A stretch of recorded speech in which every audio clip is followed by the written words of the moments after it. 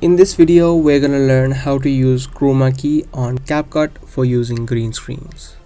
If you want to add in a green screen to your video, then CapCut is a great application because you can quickly add a green screen to your video.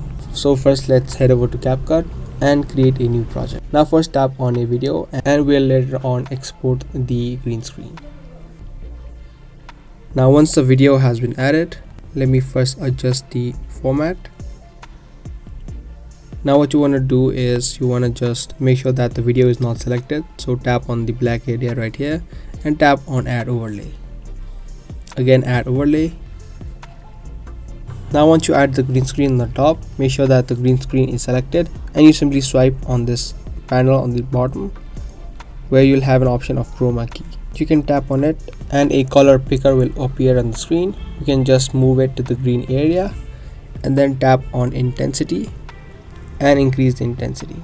After you add in the exact intensity that you need, you can also tap on shadow so it removes the unwanted parts. As you can see, it removes for mine like so, and then tap on the tick mark right here.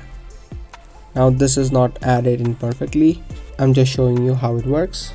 You can now tap on it and you can see that the green screen works completely okay.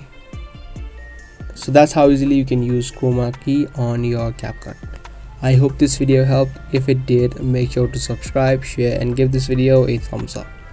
That's all for today. I'll see you in the next one.